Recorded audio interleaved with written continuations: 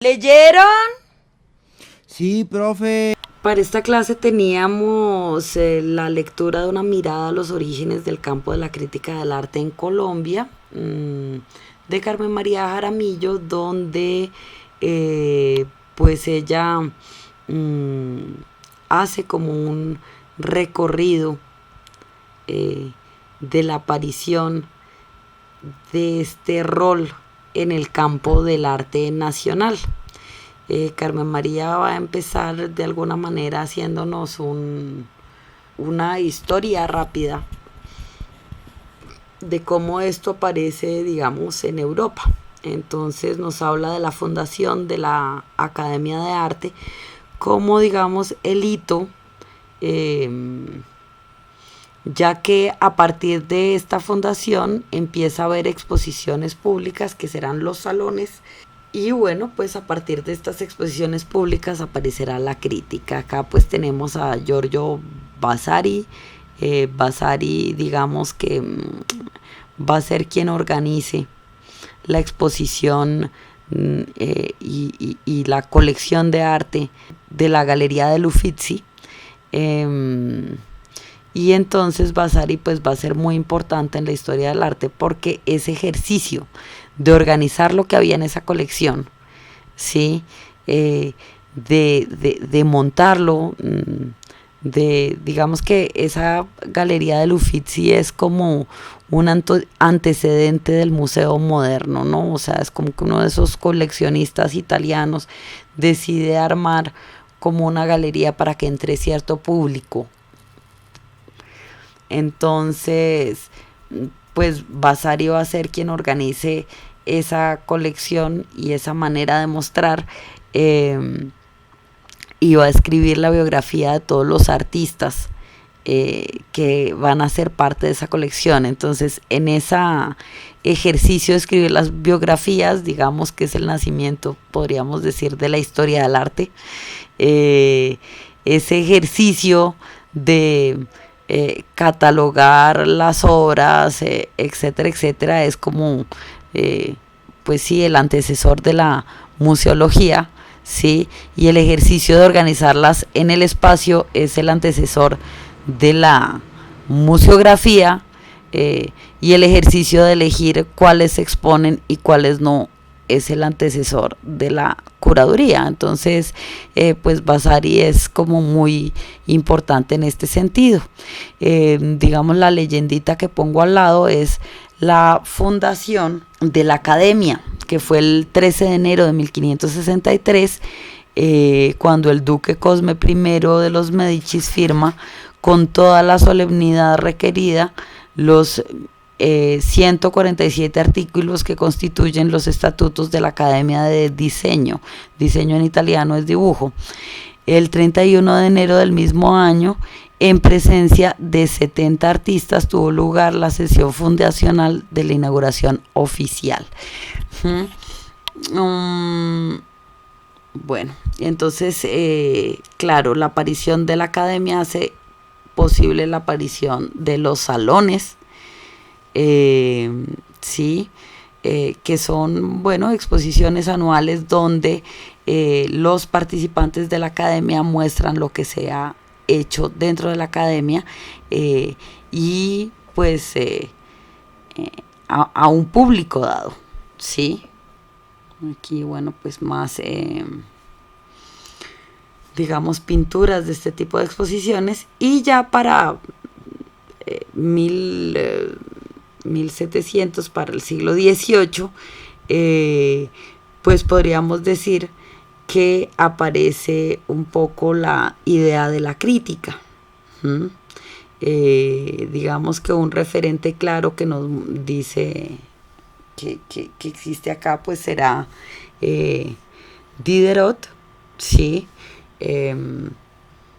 Que pues empieza a plantear unas discusiones, ¿sí?, sobre lo que se produce en el arte y sobre cuál es la función de ese arte y cuál es la función, digamos, de lo bello, ¿sí?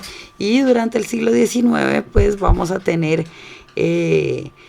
como personaje importante como para esta labor a Baudelaire, ¿sí? Quien discutía esa producción artística de la época.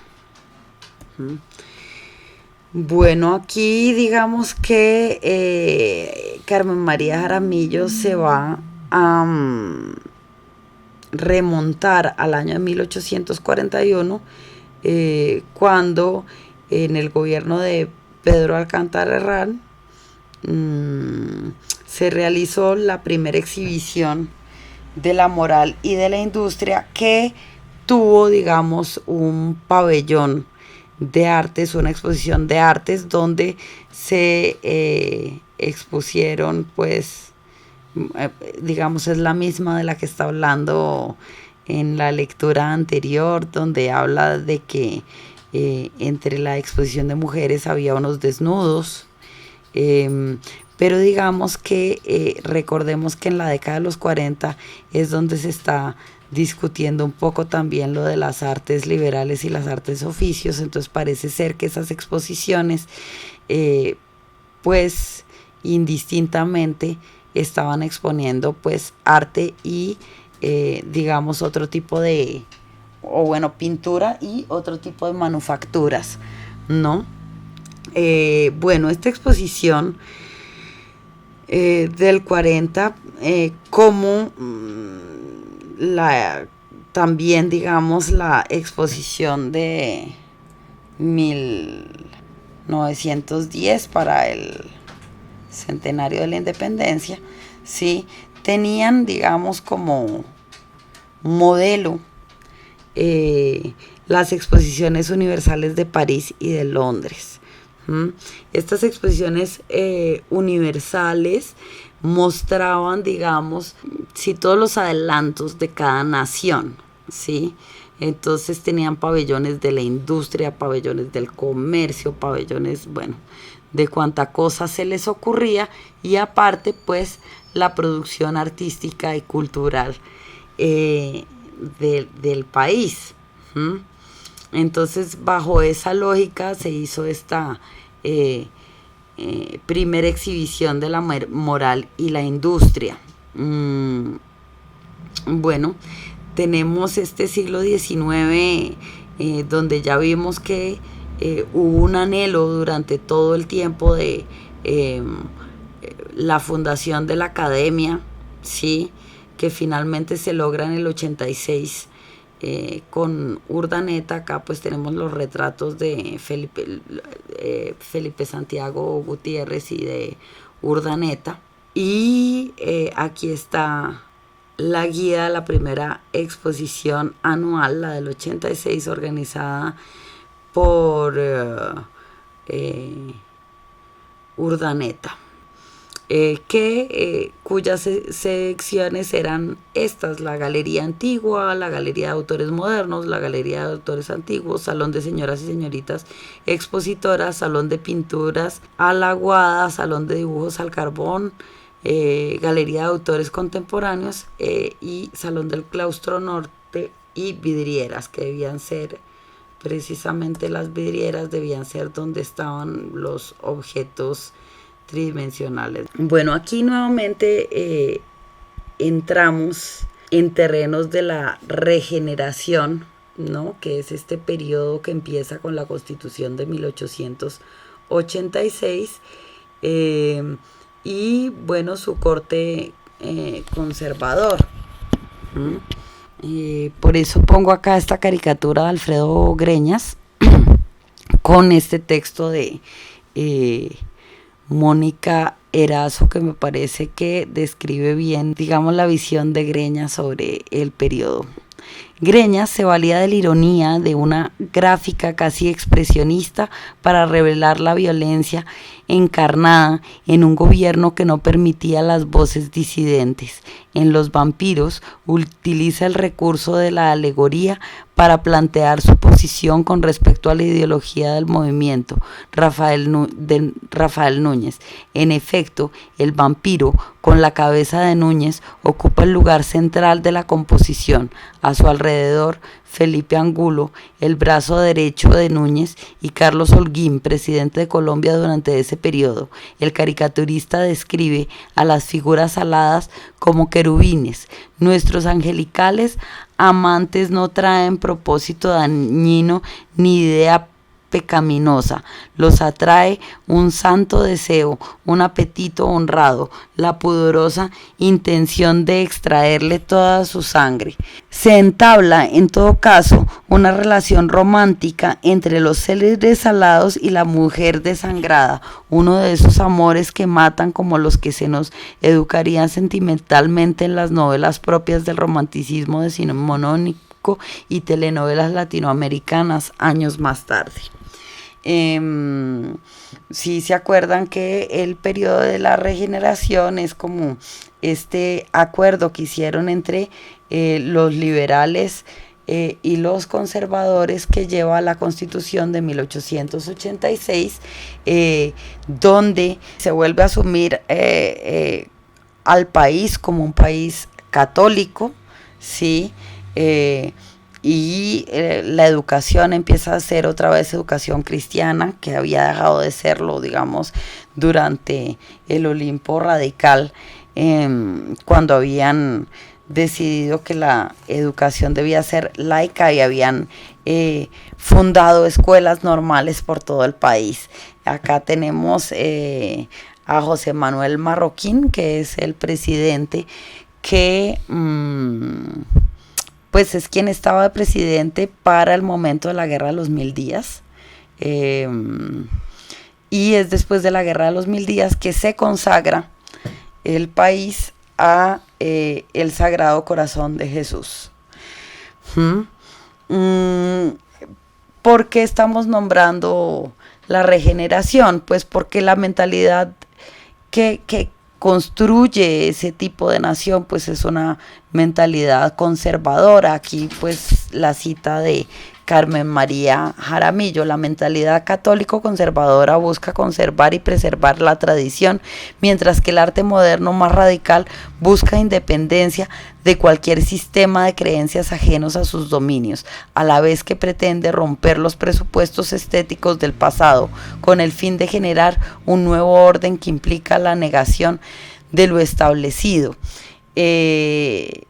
Digamos que pues no es el caso entonces de los artistas colombianos, más bien ellos están a favor de esa regeneración. Entonces acá tenemos pues esta comparación entre Cézanne, ¿sí? El paisaje que hace Cézanne, ¿no? A partir, digamos, de estos, sí, la construcción con manchas de color, ¿sí?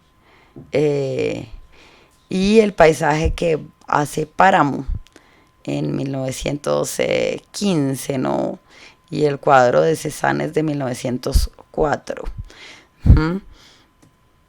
Bueno,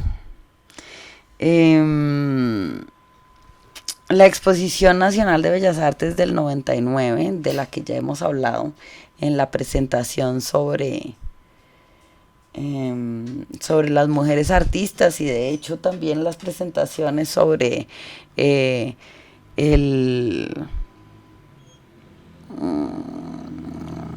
sobre la Academia de Artes, pues también es importante acá, en la medida en que hay textos, hay fallos de jurados, hay como unas tareas relacionadas con la crítica. Aquí, digamos, desde ICA, esta es la descripción que se hace de dicho folleto. El texto del folleto de la Exposición Nacional de Bellas Artes, firmado por Carlos Miguel Pizarro el 15 de octubre de ese mismo año, fue una crítica al proceso de adjudicación de los premios en la Exposición Nacional de 1899. El folleto empieza con el encabezado: el fallo de un jurado enemigo, o sea, de un enemigo jurado de algunos expositores. Pizarro critica la forma sarcástica de los géneros premiados por el jurado: composición, retrato, alumnos de la Escuela de Bellas Artes, paisaje, flores, señoras y señoritas, escultura, arquitectura y ornamentación, echando de menos a su vez una clasificación más técnica: figuras, cuadros de género, paisajes, marinas y naturalezas muertas. Critica la ausencia de premios para el grabado en madera, la litografía y la fotografía, disiente de la calidad artística de los retratos religiosos expuestos y del retrato del venerable anciano que nos gobierna, es decir, el retrato de Manuel Antonio San Clemente, presidente de la República, pintado por Ricardo Acevedo Bernal. Por otra parte, Pizarro admite que las obras de Epifanio Garay y de Carlos Valenzuela, así como los cuadros y la planchadora de Dionisio Cortés y la oración del huerto pintada por Silvano Cuéllar, disiente del juicio del jurado cuando califica como cuadro de escabroso argumento la pintura de La mujer de Levita de Garay, que había sido vedada a la vista del público. En las últimas páginas muestra su desacuerdo con la misión civilizadora y moral que el jurado atribuía al arte. Entonces, fíjense, aquí en este ejercicio que hace Pizarro hay ya pues un ejercicio de crítica, ¿no? Está haciendo crítica directa a las obras, digamos, cuando dice que Epifanio Garay y Carlos Valenzuela sí hacen buenas obras, que Dionisio Cortés también, sí, que no han debido, digamos, censurar el cuadro de Garay. Hace una crítica institucional al decir el arte no tendría por qué tener una misión moral y civilizadora, ¿sí? Y hace una crítica, digamos, curatorial, aunque en ese momento pues no se hablaba de curadores, ¿sí? Al hablar de cómo, digamos, las secciones de la exposición le parece que no son técnicamente, o sea, que no... que los, digamos que las razones por las cuales se nombra como se nombra la exposición, pues son erradas. Él propone, digamos, un lenguaje más técnico del campo del arte, ¿no? Acá está el retrato de San Clemente. Es muy raro porque yo este retrato en varias bibliografías lo encuentro como de Epifanio Garay. Sin embargo, él ahí lo está nombrando como de Acevedo Bernal, ¿no? Acá tenemos, bueno, digamos que ahí también hay una preferencia por Garay que por Bernal, ¿no? Entonces, por eso... digamos, pongo este paralelo de pinturas de ellos dos. Acá está la planchadora de Dionisio Cortés, de la que hace mención Pizarro, ¿sí? Y bueno, si bien no encontré la oración, que es el cuadro de Cuéllar que se nombra, aquí pues hay otro cuadro de Cuéllar, que es la alegoría de la nación colombiana. Bueno, Jacinto Albarracín va a ser otro crítico, digamos, nombrado en la lectura de Carmen María. Ya habíamos visto algo del trabajo de Jacinto Albarracín en su crítica a Nicole Garay. Bueno, aquí algunos de los artistas participantes, y bueno, pues esta me interesó como ponerla un poco juntas en la medida en que tienen algo de similar, ¿no? Tenemos a Miguel Díaz Vargas, digamos uno de los primeros que hace cuadros como costumbristas, y Coriolano Leudo, a quien ya conocían, Ricardo Gómez Campuzano, digamos de los paisajistas de la sabana. Supongo que habrán ido alguna vez estando tan cerquita a la casa Gómez Campuzano. y Roberto Páramo también, digamos, estos paisajes hechos a los alrededores de Bogotá. Este es como la Bogotá moderna de finales del siglo XIX y principios del XX. Aquí el tranvía jalado por mulas. Aquí el reclutamiento para la guerra de los 1000 días en 1899. La fábrica de Bavaria y la construcción de las calles.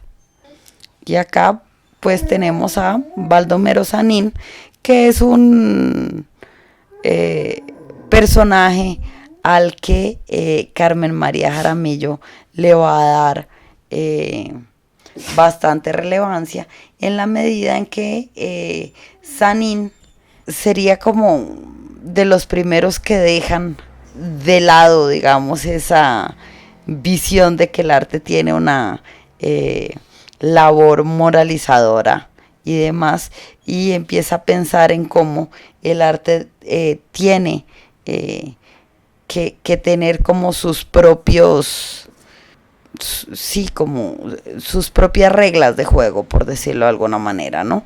Acá esta caricatura de Baldomero Sanín, otro, aquí está como la visión de Carmen María sobre Sanín.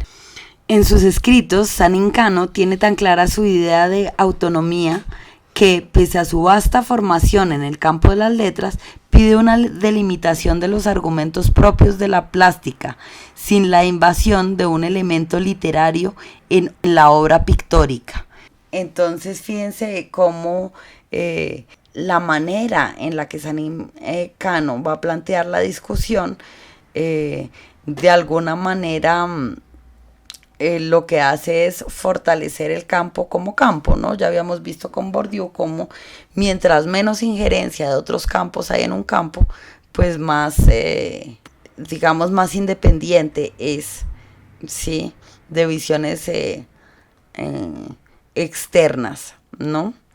Bueno, acá pues tenemos Andrés de Santa María, sí, como ya los artistas de los que ya hemos hablado que de alguna manera adoptan un lenguaje moderno. Entonces, pues sí, ya habíamos hablado de Santa María, del empaste que utiliza, de cómo rompe con la imagen clásica a partir, digamos, de, sí, de retomar estrategias, por decirlo de alguna manera, del impresionismo. Bueno, entonces, la visión, digamos, de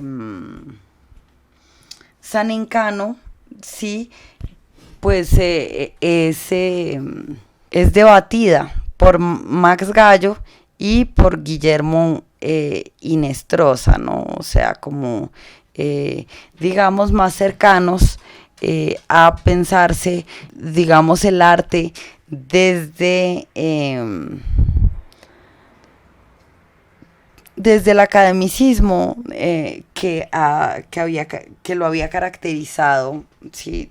Durante todo el periodo de finales del siglo XIX. Bueno, acá está Santos Montejo, digamos, otro participante en estas primeras discusiones de la crítica, quien hacía esta acotación: entre nosotros la crítica es la mejor manera de captarse simpatías o enemistades. ¿Y qué enemistades? Una ofensa podemos perdonarla, una crítica jamás. Y continúa: la sanción es una de las bases fundamentales de toda sociedad. Ahora bien, la crítica seria ejerce la sanción intelectual, sin la cual no es posible esperar progreso alguno. Nuestra crítica amable, pues, no tiene razón de ser y debemos dejarla a un lado por dignidad personal y en provecho de nuestro avance intelectual. Entonces, pues lo que está pugnando Santos Montejo es porque ese ejercicio de la crítica se haga con toda tranquilidad y sin miedo, digamos, a la como a la enemistad, ¿no? Y de hecho como pugnando porque no haya enemistad por la crítica, sino más bien un avance. Bueno, y se habla de cómo la visión de Santos, digamos, sí, o sea, no va a ser posible en esa década, no toma fuerza en esa época, y más bien visiones, digamos, más conservadores, como la de Tavera, si recuerdan las críticas de Tavera, que nos nombraba a Ferro, son más bien las que tienen un lugar preponderante allí y pues le dan importancia a la famosísima españolería, ¿no? Entonces, bueno, acá tenemos a Miguel Díaz Vargas, que es como de los artistas, digamos, que siempre nos nombran con la españolería. Yo la verdad siempre he encontrado, digamos, estos cuadros que son más bien como costumbristas.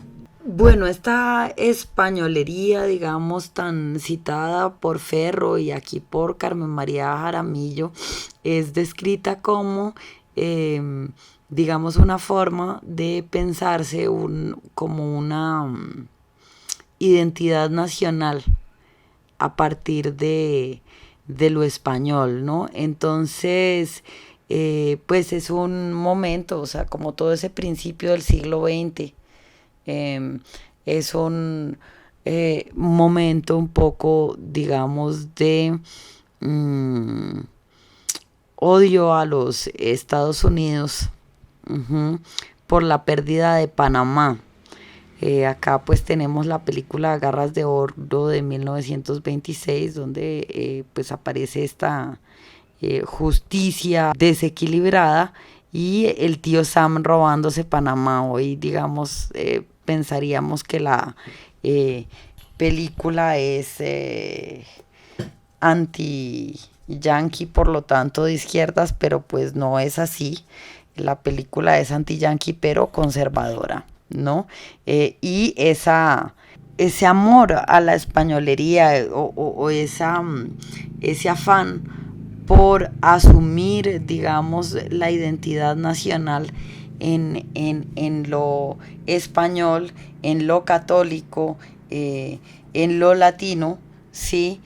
Se oponía en ese momento, digamos, más a lo anglosajón, ¿no? O sea, es decir, no van a ser como en Uruguay, digamos, un rescate de las culturas afro-uruguayas como lo hace Figari, tampoco, digamos, como Abela, ¿no? Que también nos está hablando de fiestas populares, ¿sí? Ni tampoco de las culturas indígenas, digamos, como el caso del muralismo mexicano. Bueno, entonces tenemos aquí finalmente la exposición de arte francés, donde pues como ya lo vimos en Ferro y lo vemos en Carmen María, pues lo que genera, digamos, es un repudio total al arte moderno, ¿no?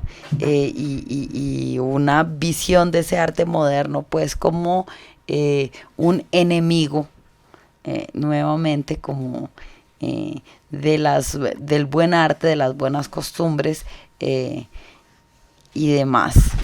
Aquí pues un poco como la visión de Santos Montejo sobre la exposición de arte francés de 1922, con un discurso cuyo punto de partida es la posición del artista Roberto Pisano, presentada en el artículo de la exposición de arte francés, publicado en la revista El Gráfico Ilustrado de manera simultánea con la inauguración de la muestra, aunque al público de la exposición pudo haberle resultado incomprensible y ofensiva para Santos, el balance de la misma es satisfactorio tanto por el conocimiento del arte contemporáneo francés como por los debates generados alrededor del mismo.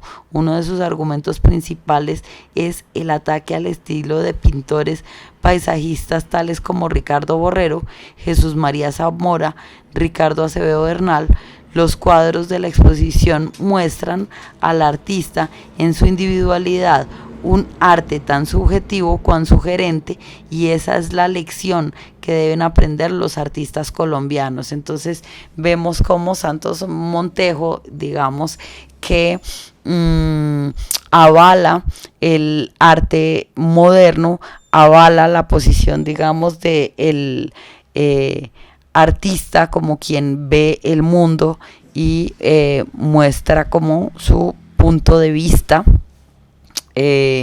digamos, en contraste con las posiciones como la de Tavera y como la de tantos que criticaron dicha exposición.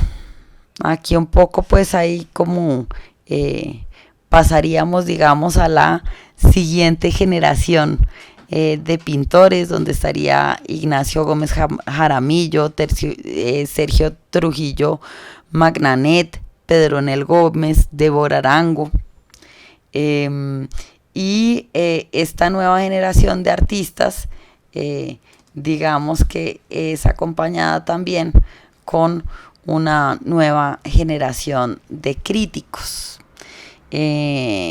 Apunta Carmen María Jaramillo.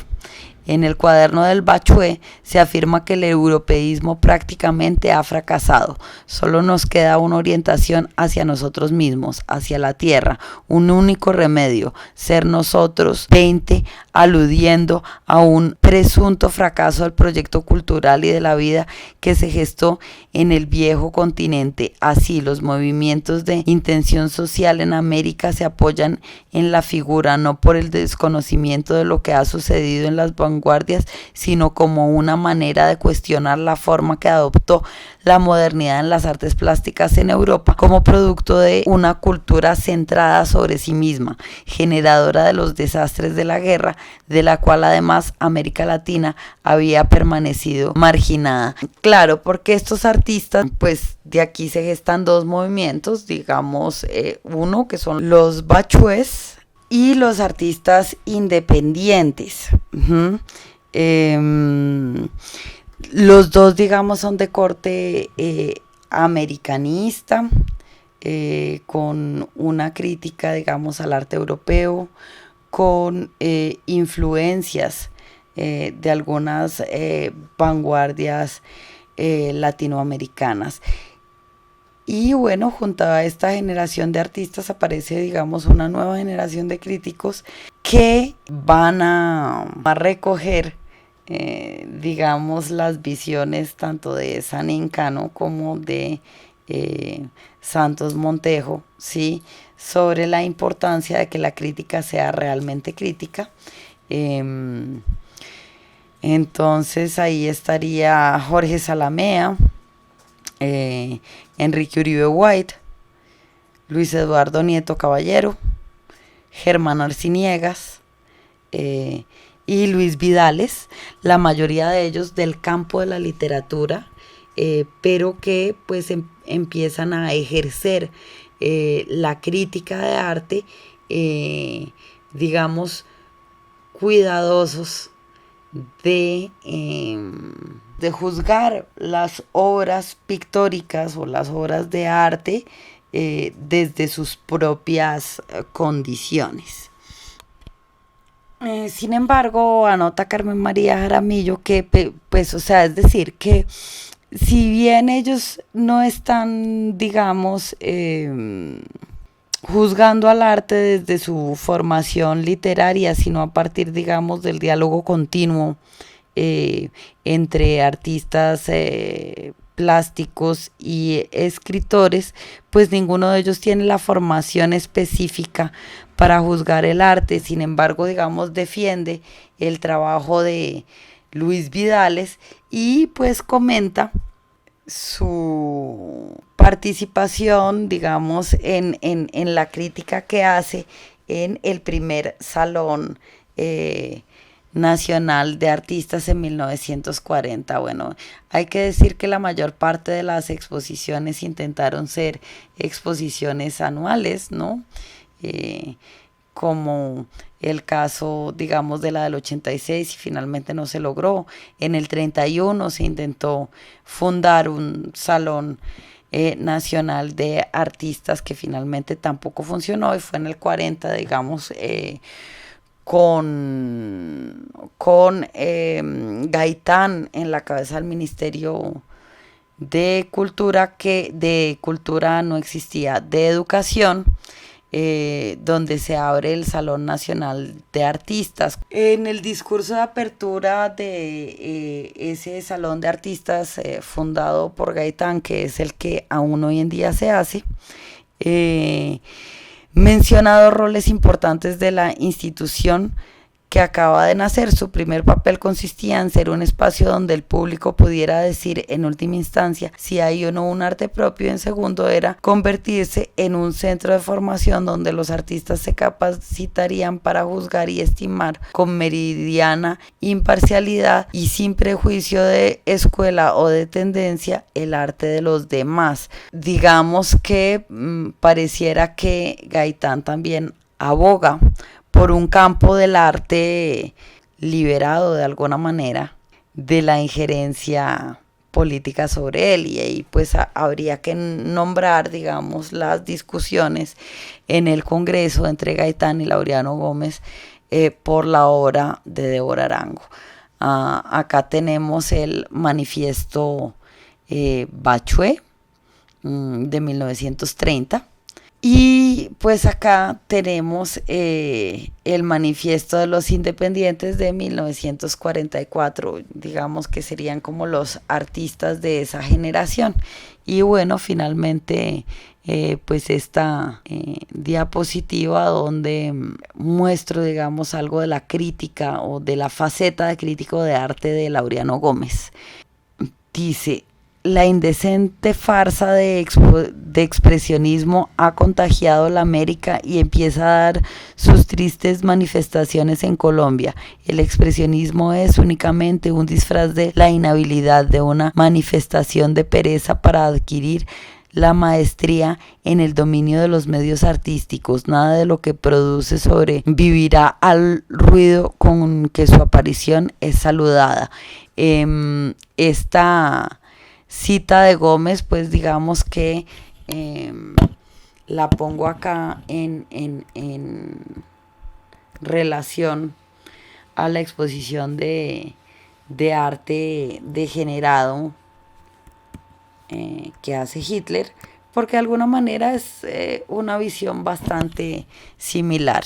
Y bueno, acá algunos cuadros de Débora Arango, de alguna manera sacándose el clavo en 1953, después de que le hacen golpe de estado a Laureano Gómez.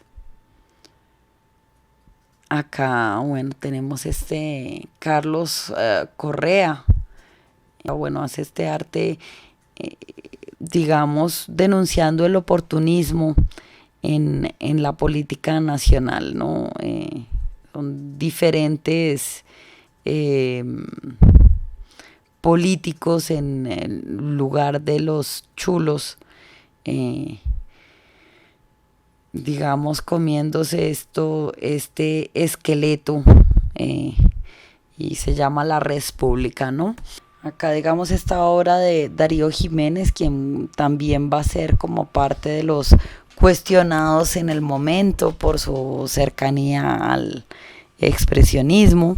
Ignacio Gómez Jaramillo, a quien pues le tapan algunos de los murales, y Pedro Enel Gómez, digamos, también criticado por Laureano Gómez. Sí. El cuadro de Carlos Correa, que fue censurado en el Salón Nacional. Bueno, digamos que acá es obvia la razón, ¿no? Es decir, es una anunciación que nos muestra al fondo la anunciación en los vitrales, mientras que la figura, digamos, que está en primer plano, es esta mujer desnuda, ¿no? Que no sabe uno bien eh, cuál de las dos es la protagonista de la Anunciación, si la Virgen o la mujer desnuda que está en primer plano. ¿Mm? Y bueno, pues se abre campo también, ya pues más adelante, una nueva generación, de repente pues más interesada por retomar los lenguajes internacionales que los americanistas se habían negado a tomar. Entonces acá tenemos una obra temprana de Alejandro Obregón, un poco, digamos, retomando del cubismo. Otro Alejandro Obregón también es temprana, digamos, recién regresando de Estados Unidos. Esta obra parece que no gustó mucho a la crítica de su época. Ramírez Villamizar con este, digamos, abstraccionismo también más cercano a dialogar con esos lenguajes internacionales. Y los críticos que van a aparecer van a ser ya críticos que tienen una formación en el campo. La mayoría de ellos extranjeros. Entonces está Casimiro Eiger, Clemente Airó, que además de hacer crítica de arte también escribía literatura. Walter Engel, Jorge Gaitán Durán, Francisco Gil Tovar, y pues Marta Traba. Y aparecen también en la escena pues nuevos espacios de circulación, espacios privados de circulación, como la librería y galería Buchholz, y la librería central, nuevamente también, digamos, con la participación de extranjeros, pues el señor Buchholz y el señor Ungar. Aquí tenemos una foto de Lucy Tejada en una inauguración del primer Salón de Arte Joven en el 47, y algunos de los artistas, digamos, que surgen en medio de esta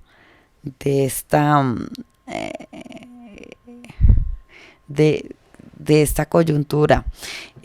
Habría que decir que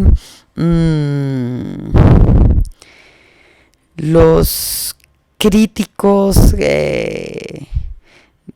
digamos, en su mayoría no veían un problema en que convivieran, digamos, las dos generaciones de artistas, tanto los bachoes como los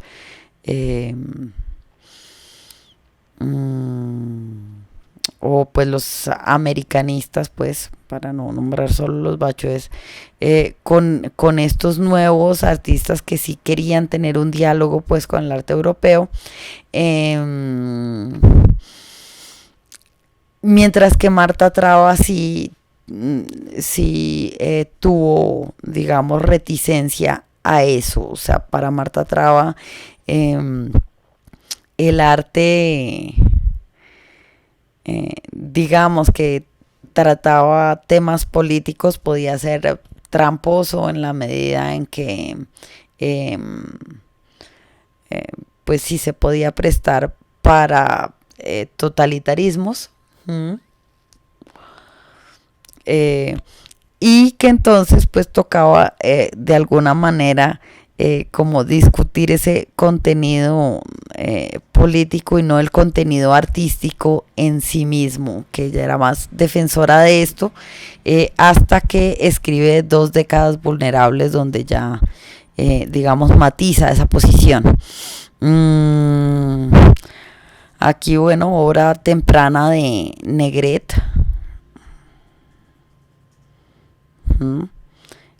pintura de Eduardo Ramírez Villamizar, que después vamos a ver cómo es más importante su obra escultórica. Alejandro Obregón en los primeros tiempos. Y bueno, pues las posiciones, la posición, digamos, que tiene el periódico El Siglo, que es el periódico conservador, que es precisamente el que hizo, pues, como todas las laracas de censura para Débora Arango.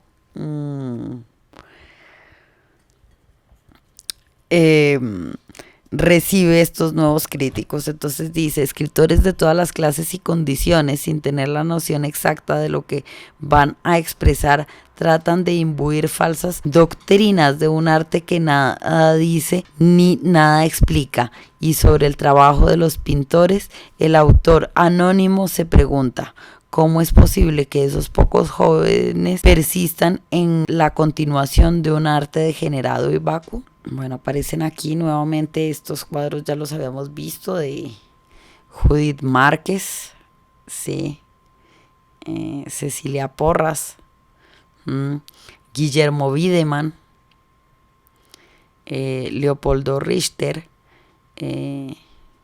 Bueno, acá digamos ponemos a Obregón en contraposición a Díaz Vargas, dado que ha dado pues lo sucedido en la Universidad Nacional, donde pues está dirigiendo Díaz Vargas, ¿no? Que no pues representa, digamos, la generación anterior. Ya lo habíamos visto como representante de la españolería y que después empieza a retomar, digamos, esta especie de costumbrismo, pero que no es un, digamos, no dialoga, digamos, con el rescate de lo popular o de culturas indígenas como sí lo hace los bachués o los artistas independientes. Y pues finalmente Alejandro Obregón termina tomando la dirección de la Academia de Artes y pues logra de alguna manera modernizar las visiones de esa educación artística presente en el momento. En el Salón de los 26, Walter Engel dirá que este salón es la más fuerte manifestación colectiva de voluntad creadora que ha visto Colombia y con el que se abren amplias perspectivas y esperanzas para un arte de aquel nuevo y fascinador ambiente juvenil que pondrá denominarse quizás en un futuro no muy lejano la Escuela de Bogotá. Acá digamos que pues bueno, estamos hablando de los múltiples cambios que finalmente se van a lograr a partir, digamos, de la aparición de estas dos nuevas generaciones de artistas y de un ejercicio de la crítica, digamos, más centrada en la plástica misma y no en, digamos, visiones morales o políticas sobre lo que se ha producido. Bueno, algunas de las obras participantes donde, digamos, se mezclaban las dos generaciones. Participaba pues Tejada, también participaba, digamos, Luis Alberto Acuña, Marcos Pina, que bueno, digamos que Marcos Pina tiene pues es como el iniciador del arte abstracto en Colombia. Y una cosa que va a ser muy importante es que todas estas discusiones, digamos, encuentran publicaciones para, pues para difundirse. Una publicación importante para ellos será la revista Mito. Y bueno, del último personaje que nos hablará Carmen María como importante en la consolidación de la crítica como ejercicio, pues va a ser por supuesto Marta Traba. Marta Traba, digamos que tiene una formación específica, sí, claro, ya dije que los Engel, Eiger, Airo y demás también la tienen, pero Traba utiliza, digamos, constantemente su marco teórico. Ella pues había estado estudiando en Francia y utilizaba, digamos, era importante en su visión sobre la crítica de arte, las teorías de Frank Castell, Argan y Hugh. Y bueno, pues defendió, digamos, el arte moderno con un lenguaje más internacional, la abstracción pura, el deleite, digamos, de la pintura en su materialidad misma, ¿sí? Pero finalmente, digamos, va a cambiar esta posición hacia los años 70. Pues Marta Traba fue, digamos, desterrada por el gobierno de Lleras, porque utiliza una de sus columnas para cuestionar el accionar del gobierno al dejar entrar a la Universidad Nacional a la policía, cuando el Museo de Arte Moderno estaba funcionando en las instalaciones de la Nacional, y entonces ella habla de la fuerza desmedida utilizada por la policía, y Lleras pues decide, pues, como que siendo ella extranjera no puede tener una participación en la política interna del país, y por presión de los artistas y por protestas decide como no echarla, y sin embargo pues ella decide no quedarse, porque la condición que pone para que se quede es que no puede volver, digamos, a hablar públicamente de política. Entonces pues ella se va a ir del país, y esa es, digamos, que puede ser como una de las vías por las cuales cambiará de opinión. Pero la otra vía es cuando va a Argentina a ver pues un poco lo que está pasando en el arte contemporáneo en Argentina en la década de los 70, y lo que siente ella que está pasando es que hay como una colonización cultural de parte de los Estados Unidos en la producción de arte argentino.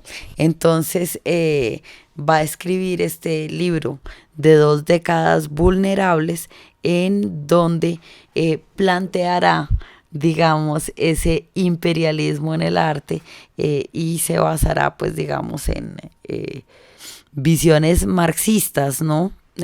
Para plantear la importancia de que no haya un colonialismo cultural.